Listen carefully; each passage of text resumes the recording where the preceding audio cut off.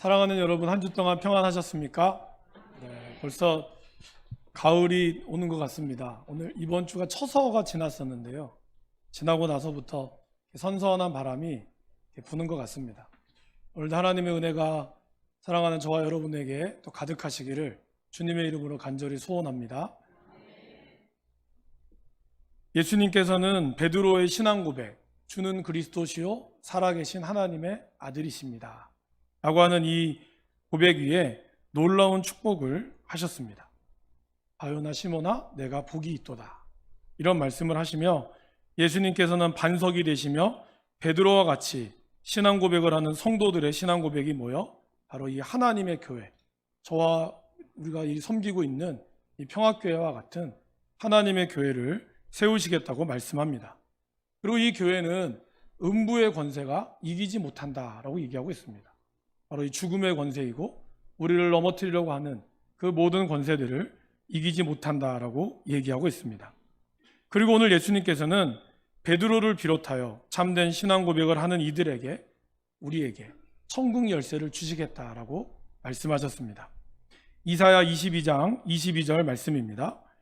내가 또 다윗의 집의 열쇠를 그의 어깨에 두리니 그가 열면 닫을 자가 없겠고 닫으면 열 자가 없으리라. 요한계시록 3장 7절에서도 빌라델비아 교회의 사자에게 편지하라. 거룩하고 진실하사 다윗의 열쇠를 가지시니 곧 열면 닫을 사람이 없고 닫으면 열 사람이 없는 그가 이르시되. 여기서 이 다윗의 열쇠, 그것은 바로 예수 그리스도를 말씀하고 있습니다. 곧 예수님만이 천국에 들어갈 수 있는 유일한 길이다 라고 말씀하시면서 특별히 이 길의 열쇠를 지금 베드로에게, 그리고 베드로와 같이 신앙 고백을 하는 저와 여러분에게 주시겠다라고 말씀을 하셨습니다. 근데 여러분, 여기서 우리가 천국이라고 하는 단어를 조금 살펴볼 필요가 있습니다. 여러분, 천국하면 무엇이 떠오르십니까? 죽어서 가는 곳, 믿는 사람이 죽어서 가는 곳이라는 생각을 할 때가 많이 있습니다. 또 어떤 분은 어제 우리 어떤 권사님께서 하모니카 연주를 하시다가 제가 이제 잠깐 갔었어요. 너무 소리가 좋아서. 권사님이 그러시더라고요. 아이고 여기가 천국이다. 그 얘기를 들으면서 참 기분이 좀 좋았어요. 그런데 우리가 이제 가끔 너무 좋은 상황이 되면 여기가 천국이다라는 말을 많이 하지 않습니까? 근데 사실 그 말은 되게 좋은 말 같지만 한편으로는 한계가 있는 거죠. 그죠? 그러니까 이 천국이 영원토록 되는 게 아니라 마치 죽어서만 온전히 누릴 수 있는 것 같은 생각을 하게 된다라는 것입니다. 그러다 보니 오늘 예수님이 말씀하셨던 이 천국 열쇠를 우리는 그렇게 오해할 수가 있습니다. 아, 내가 죽어서 이제 하늘나라에 들어갈 때 하나님이 나에게 주시는 열쇠구나. 우리는 그렇게 생각할 수가 있어요. 그런데 이 복음서가 이야기하는, 예수님이 이야기하시는 이 천국, 그리고 특별히 마태복음에서 이야기하는 이 천국은 뭘까요? 그것은 헬라어 원어대로 하면 바실레이아, 하나님의 나라라는 뜻입니다. 그러니까 오늘 이 말씀대로 표현하면 내가 하나님 나라의 열쇠를 내게 주리니 라는 뜻입니다. 여러분, 그 말씀이 하나님 나라라고 우리가 생각한다면 전혀 다른 의미가 됩니다. 바로 그것은 저와 여러분들이 죽기 위하여, 죽을 때 천국 가기 위하여 이곳에서 사는 것만이 아니라 하나님은 저와 여러분들이 이 땅 가운데서 하나님 나라를 누리기를 누구보다 원하고 있다라는 것입니다. 그렇다면 주님이 저와 여러분들에게 주신 이 천국 열쇠라는 것은 그냥 내가 죽기 전까지 꽉 붙들고 있다가 마지막 때에 딱 열쇠를 여는 그런 개념이 아니라 오늘 저와 여러분들의 삶에서 하나님 나라가 이루어지기 위하여 하나님이 오늘 저와 여러분들에게 주셨다라는 겁니다. 그리고 이 열쇠가 가지고 있는 의미가 그렇게 나와 있죠. 무엇이든지 매면 하늘에서도 매일 것이요 땅에서도 무엇이든지 풀면 하늘에서도 풀리리라. 결국 그 말은 뭘까요?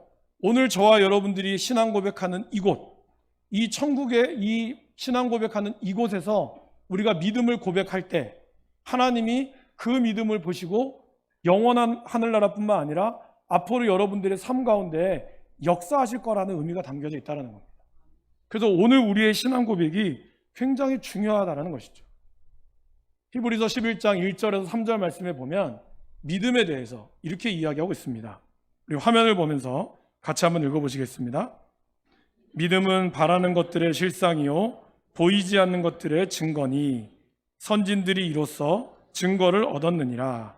믿음으로 모든 세계가 하나님의 말씀으로 지어진 줄을 우리가 아나니 보이는 것은 나타난 것으로 말미암아 된 것이 아니니라. 여러분, 믿음은 무엇입니까? 오늘 내가 믿어졌을 때 하나님께서 이루어질 것을 나중에 조금 시간이 지나서 이루어질 것을 말씀하는 것입니다. 저와 여러분들이 예수님을 처음 믿고 우리의 상황이나 모든 형편이 바로 변했습니까? 물론 내가 예수님을 믿고 내 마음이 변하고 그러다 보니 지옥 같은 세상이 하나님 믿으니 천국으로 바뀌긴 했어요. 그러나 그렇다고 해서 내 눈앞에 있는 당장의 현실이 바뀌진 않았습니다. 그런데 여러분 어떻습니까? 내가 그 믿음을 가지고 하나님의 말씀대로 살다가 시간이 지나서 지금 와서 보니 여러분들이 처음 믿었을 때 하나님이 약속해 주셨던 그 약속의 축복이 지금 여러분들의 자녀에게, 여러분의 삶에게, 우리에게 나타나 있지 않습니까? 여러분, 그것이 바로 오늘 우리에게 이야기하는 이 천국 열쇠를 이야기하는 것입니다. 오늘 우리가 믿음으로 신앙 고백할 때 주님을 나의 구주 나의 하나님으로 고백하고 주님의 뜻 가운데로 살기로 내가 다짐하며 나아갈 때 하나님은 그 열쇠를 저와 여러분들에게 허락하시고 그 열쇠로 우리가 매면 이 땅 가운데서도 이 땅에 매일 때 하늘에서 여러분들을 맺게 할 것이고 우리가 풀 때 하나님은 하늘의 나라에서 여러분들의 뜻이 이루어지도록 역사한다라는 것입니다.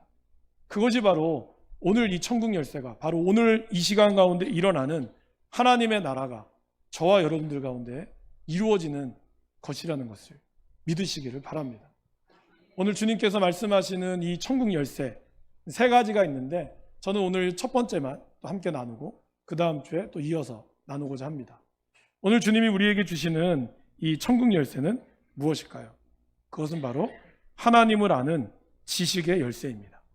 우리는 하나님의 이름을 나의 주 나의 하나님으로 고백할 때 하나님은 저와 여러분들에게 이 지식의 열쇠, 하나님을 아는 지식의 열쇠를 주신다라고 약속하고 있습니다. 여러분, 창조는 어떻게 이루어졌습니까? 하나님의 말씀으로 이루어졌습니다. 하나님은 이 모든 말씀을 하나님의 말씀으로 이 땅을 아름답게 창조하셨습니다. 그리고 하나님의 형상을 지음받은 저와 여러분들에게도 하나님은 말에 대한 권세를 주셨습니다. 제가 몇 번 말씀드렸죠? 여러분, 아무리 여러분들의 자녀가 말을 안 듣고 속을 새겨도 그래서 매를 든다 할지라도 어떻게 혼을 내셔야 된다고요? 야, 이 복받을 놈아, 이렇게 하면서 매를 들어야 돼요. 근데 이 뒤질 놈아 이러면 뒤지는 거예요. 여러분들이 말하는 대로 이루어지는 겁니다. 그리스도인은 하나님의 말의 권세를 받았기 때문에 우리는 그 말을 참 조심해야 돼요.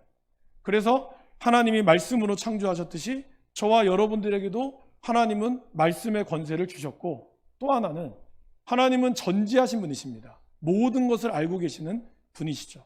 그것이 하나님의 속성 가운데 하나입니다.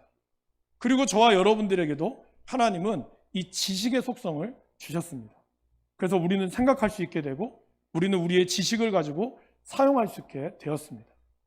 그것은 바로 하나님의 형상을 따라 지음받고 그 후에 생기를 받은 인간이기 때문에 그렇습니다. 여러분, 이 들짐승이라든지 모든 각종 짐승들의 이름을 누가 지었습니까? 하나님이 지으셨습니까? 아닙니다. 아담이 지었습니다. 그죠? 창세기에 보면 하나님이 이 아담이 어떻게 하나 보려고 짐승들을 데리고 왔다 그랬어요. 그리고 아담은 그 짐승들의 모양의 생김새를 보면서 너는 토끼다, 너는 딸기야, 이렇게 지었다는 거예요. 그렇게 할 수 있는 이유는 뭘까요? 그것이 바로 하나님이 우리에게 주셨던, 원래 죄가 없던 세상에서 하나님이 하나님과의 관계 속에 누렸던 이 지식의 풍족함이 우리에게 있었다라는 것입니다.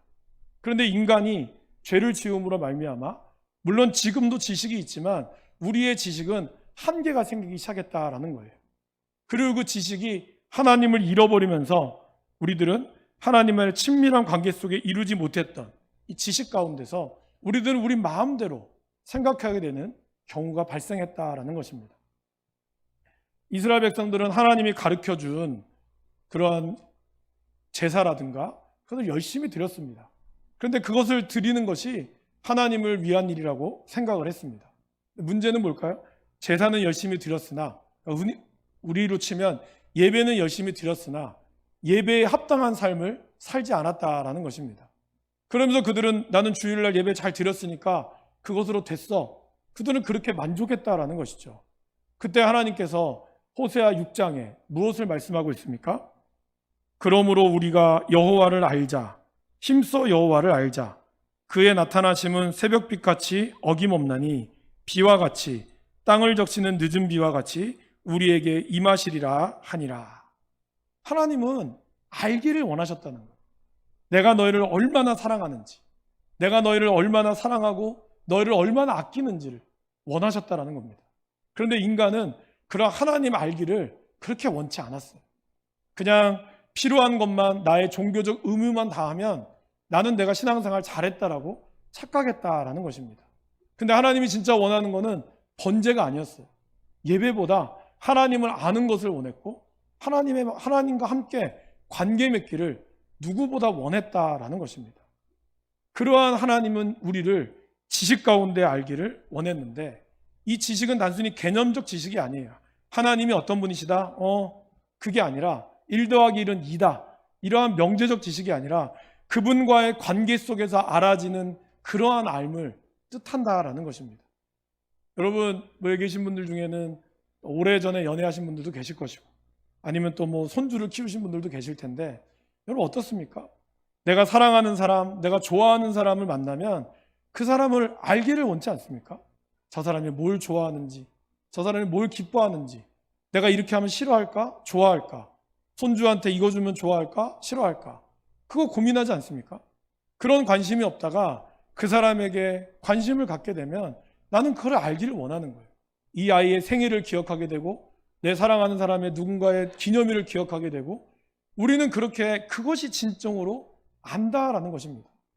오늘 성경에서 이야기하는 아는 것도 그런 겁니다. 머릿속으로 들어오는 지식이 아니라 그 머리가 내 가슴으로 감동되어져 오는 것. 이 지식은 잘 까먹지 않아요. 이 지식은 잘 까먹지 않아요. 치매 걸리신 분들이 어떤 특징이 있죠? 어릴 적 이걸 잘 기억한다고 그러거든요. 바로 앞에 있는 일은 기억을 못한다고 그럽니다. 그럼 왜 그럴까요, 여러분? 인간이 가지고 있는 가장 어렸을 때 받았던 그 좋은 추억들, 나쁜 추억이든 자기 마음에 강렬하게 와닿았던 것은 기억하는 거예요. 아마 여러분들이 들었던 말씀들 중에 지난주에 제가 했던 말씀을 기억하지 못하는 분이 대부분이실 겁니다. 그건 여러분들의 머리가 나빠서가 아니에요. 그거는 어떻게 보면 하나님의 감동이 우리 가운데 좀 부족했을 수도 있어요. 근데 여러분, 몇십 년이 지나도 아마 기억나는 말씀이 있을 수도 있을 겁니다. 왜 그럴까요? 바로 그것이 진짜 지식이 되는 겁니다. 우리의 머릿속으로 들어오는 수많은 기억들이 다 지식이 아니라 그것이 내 마음에 와닿아지고 그것을 내가 전할 수 있는 것. 그것이 진짜 지식이죠. 하나님은 그거를 알기를 원했다는 거예요. 내가 내 머릿속에서 하나님 이런 분이고 십계명 다 외웠고 성경 66권 달달달 외우는 게 중요한 게 아니라 그거를 통해서 내 마음속에 나에게 말씀하시는 하나님의 그 사랑, 그거를 알기를 원했다는 거예요. 성경에서는 아담과 하와, 남자와 여자가 동침했다라는 표현을 뭐라고 쓸까요? 히브리어로는 알다라는 단어를 씁니다.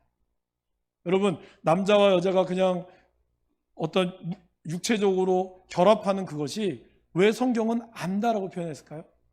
그만큼 어떤 육체적인 결함이 한 영혼과 한 영혼과의 친밀한 교제임을 뜻한다라는 것입니다. 지금의 세상은 남자 여자의 자는 것을 너무 쉽게 생각하죠. 조금만 사랑하면 얼마든지 잘 수 있다고 얘기하지만 성경에서 이야기하는 안다는 그런 개념이 아닙니다. 정말 그 사람과의 친밀한 관계 속에 내가 그 사람을 정말 간절히 알기를 원하고 그 알의 끝이 결혼을 통해서 그 사람과의 관계가 깊어지는 것. 그것이 아는 건데 하나님이 우리를 알기를 원한다는 것이 바로 이 단어를 쓴다는 거예요. 하나님은 우리와 우리의 몸을 섞고 우리의 온 마음을 섞어서 하나님을 알기를 원하시는 것. 그것이 바로 하나님이 주시는 이러한 지식. 그것이 바로 오늘 말씀하신 이 지식의 열쇠라는 거예요. 말세가 되면 마지막 때 요한계시록은 그렇게 기록하고 있죠. 더 이상 슬픔도 없고 해됨도 없고 상함도 없고 모든 것이 새로워지는 그것을 우리는 기대하고 있습니다. 그래서 정말 모든 것이 새로워져서 새로운 날이 와서 저와 여러분들의 기쁨 가운데 누리는 것, 그것을 우리는 새 하늘과 새 창조라고 알고 있습니다. 그런데 이사야 말씀에 보면 말세에 대한 또 다른, 말세가 되면 어떤 것이 충만해지는지를 우리에게 말씀하고 있습니다. 우리 이사야 11장 9절 말씀 화면을 통해서 같이 한번 읽어보시겠습니다. 내 거룩한 산 모든 곳에서 해됨도 없고 상함도 없을 것이니 이는 물이 바다를 덮음같이 여호와를 아는 지식이 세상에 충만할 것임이니라. 말세가 되면, 마지막 때는 모든 것이 새로워지지만 더 중요한 건 뭘까요? 하나님을 아는 이 지식, 하나님을 간절히 알기를 원하는 이 마음이 충만해지는 것. 아마 저와 여러분들이 하나님 나라, 이 땅 가운데서 하나님 나라를 경험한다는 것은 뭘까요? 바로 하나님의 말씀이 저와 여러분들 안에 충만해질 때, 그때 여러분들의 이 땅 가운데서 천국이 이루어지는 것입니다. 아마 그런 분 경험해 보신 분들 계실 겁니다. 말씀이 송이꿀보다 단 것 경험해 보셨습니까? 시편 119편에 보면 말씀이 송이꿀보다 달다 그래요. 그거는 진짜, 근데 이거는 경험해 본 사람은 알아요. 진짜 말씀이 달아서 말씀을 계속해서 보고 싶어지는 경우죠.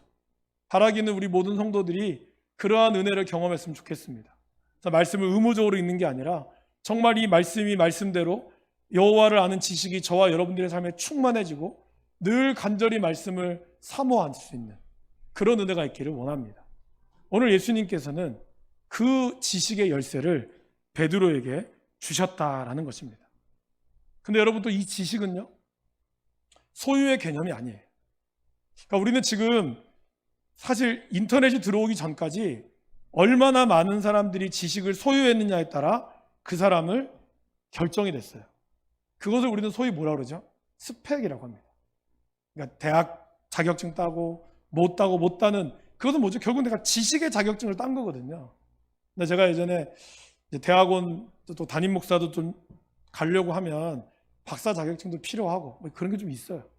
그래가지고 막 얘기를 하니까 제가 아는 집사님이, 아니 성경의 박사는 동방박사밖에 없는데 무슨 박사를 따려고 하냐고 그 얘기를 하시더라고요. 제가 충격을 먹고, 그래, 그럼에도 불구하고 공부를 어쩔 수 없이 하긴 했지만 어쨌든 그러한 박사나 이런 타이틀들이 따는 것이 한동안 굉장히 유행했었습니다. 근데 지금은요, 물론 이 타이틀도 중요하지만 사실 지식이 모두에게나 공유되는 시대에 왔습니다. 여러분, 천국의 열쇠라고 하는 이 유튜브를 치면요, 뭐 좋은 목사님의 설교가 쫙 나와 있습니다.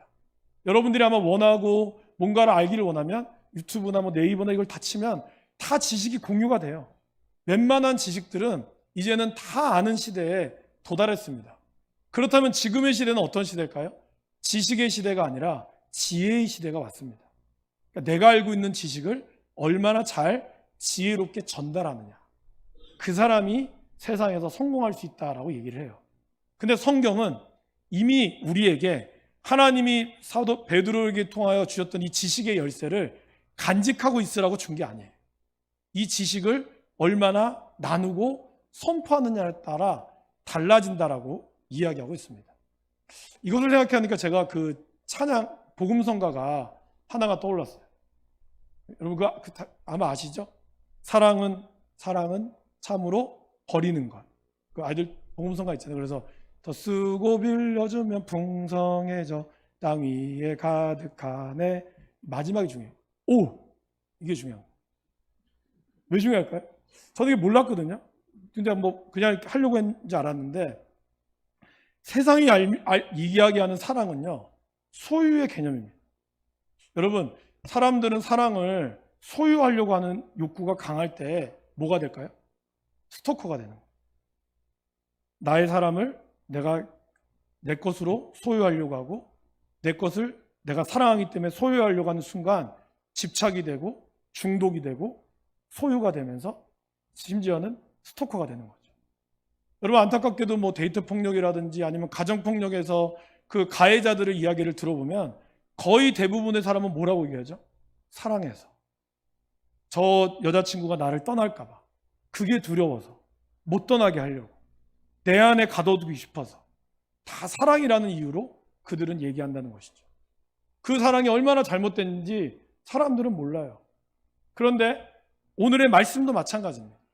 말씀을 저와 여러분들이 많이 읽었다고 그래서 내 지식으로만 가지고 있는 순간 그 지식은 이미 죽은 지식이 되어버리는 겁니다.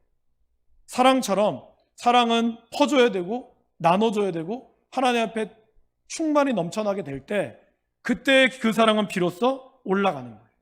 그래서 저는 이 찬양을 쓰신 분이 누군지 모르겠지만 쓰고 빌려주면 풍성해져 땅 위에 가득 찼네 오 하는 거는 그 말이군요 라는 뜻이라고 생각을 합니다. 여러분, 우리가 교회라고 하는 이 말씀에 대한 지식도 마찬가지입니다. 그리스도의 몸된 교회는 하나님의 말씀을 해석하고 선포하는 직무를 가지고 있습니다. 이 말씀을 가지고 있는 특권만이 아니라 이 말씀을 가지고 전해서 하나님의 말씀대로 선포되어질 때 묶여있는 사람들이 풀려지게 되고 풀려있는 사람들이 자유롭게 되는, 죄악에 있던 사람들이 말씀을 통하여 죄악의 죄사슬에서 벗어나게 되고 그리고 자유로운 영혼이 말씀을 통하여 더 놀라운 자유를 누리게 되는 것, 이 자유의 놀라운 특권, 이것이 바로 말씀이 선포되어질 때 있었다라는 겁니다. 예수님 당시와 구약시대에 말씀을 가지고 있던 사람들은 누구였을까요? 바로 율법학자들과 바리새인들이었습니다. 그들은 지식의 열쇠를 가지고 있다라고 얘기를 하고 있어요. 그런데 그들은 그 지식의 열쇠를 가지고 어떻게 했습니까? 안타깝게도 그들은 그 지식의 열쇠로 다른 사람들을 정죄했다는 거예요. 그래서 누가복음 11장 52절 말씀에 보면 이런 말씀이 있죠.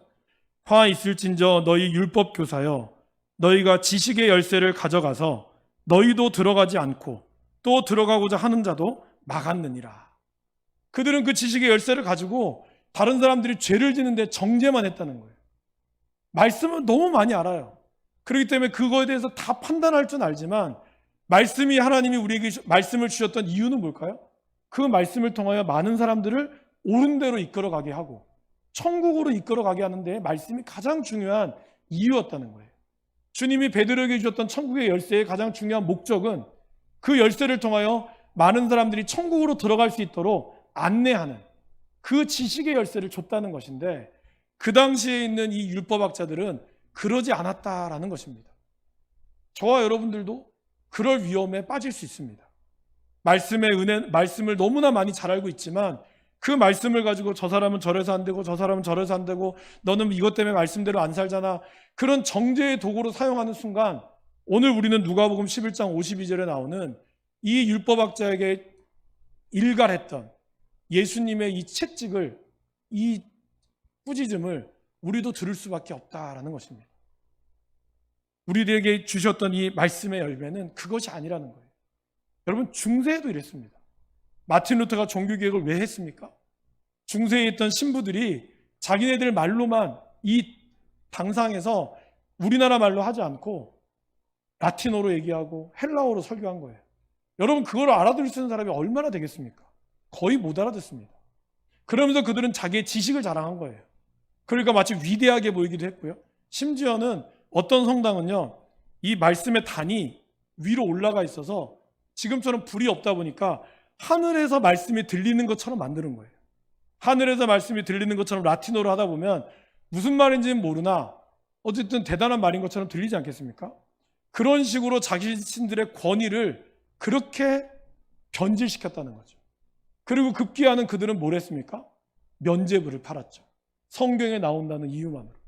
그러나 성경 66권에 어디 면죄부가 나옵니까? 몰랐다는 거예요. 그래서 마틴 루터가 종교개혁을 하고 났을 때 가장 먼저 한 게 뭐였을까요? 바로 성경을 독일어로 번역을 한 겁니다. 그래서 모든 사람들이 성경을 읽을 수 있도록 제대로 하나님의 말씀을 깨달을 수 있도록 이야기했다라는 것입니다. 말씀을 많이 한다고 해서 말씀을 깨닫는 것이 아닙니다. 말씀이 선포되어져야 되는 것이고 무엇보다 말씀에는 뭐가 있어야 될까요? 성령님이 우리 가운데 역사하셔야 한다는 겁니다. 여러분, 요한복음 3장에 보면 니고데모라고 하는 아주 바리새인이 나오죠. 근데 이 바리새인이 그날 밤에 예수님을 찾아갔어요. 왜 찾아갔죠? 예수님, 어떻게 사람이 한 번 태어났다가 다시 태어날 수 있습니까? 그렇게 물은 거예요.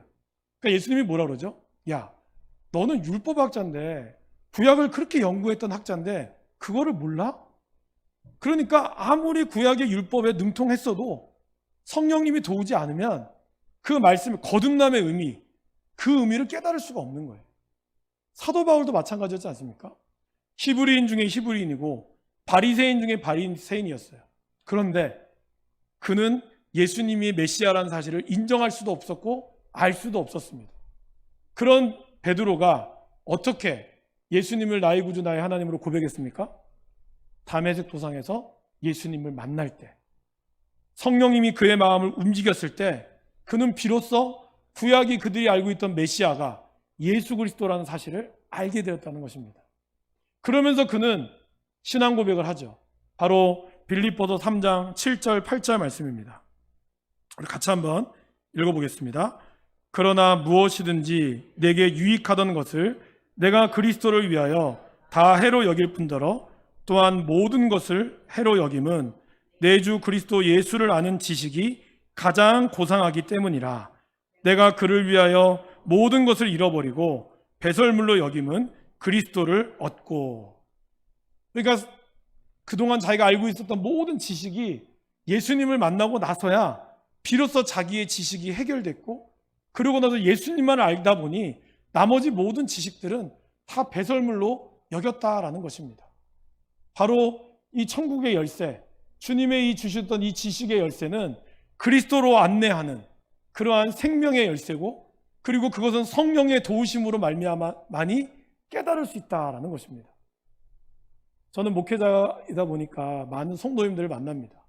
그 중에는 정말 학벌도 좋으신 분들도 계시지만 초등학교밖에 안 나온 분들도 계세요. 글자도 모르는 분들이 계세요. 근데 그분들이 글자를 어떻게 깨우쳤는지 여쭤보면 말씀을 듣다가 읽다가 아는 분도 계시고, 또 제가 아직도 기억하는 군에서 만난 그 권사님은 한번 말씀드렸죠. 이름도 기억나요. 유정수 권사님이라고. 그분은 초등학교밖에 안 나왔어요. 근데 그분이 성경을 통해서 하나님이 지혜를 주시니까 제가 신학교 때 배웠던 모든 지식을 그분과 이야기하면 다 통해요. 그래서 깜짝 놀랐어요. 제가 매달 200만 원씩 등록금 내면서 했던 이 지식을 이분은 돈 한 푼도 안 내고 다 깨달으시는 거예요. 그러니까 하나님께서 그러한 지혜와 명철을 허락하여 주셨다는 겁니다. 그리고 그 지식이 선포되어질 때 하나님은 놀랍도록 이끌어 가신다라는 겁니다. 사도 바울이 주님을 만나기 전까지 그의 지식은 무슨 지식이었습니까? 교만의 지식이었어요. 다른 사람을 정죄하고 다른 사람을 해코지 하는 그러한 지식이었어요. 그런데 그가 예수님을 만나고 나서 그는 고린도전서에 뭐라고 얘기할까요? 지식은 교만하게 만들지만 사랑은 덕을 세운다라고 얘기했습니다. 바로 사랑이 있는 지식은 사람을 살리고 덕을 세우는 지식이라는 사실을 사도 바울은 누구보다 잘 알았다라는 것입니다. 오늘 그러한 지식을 하나님은 베드로에게, 예수님은 베드로에게 주셨고 저와 여러분들에게 주셨다라는 것입니다.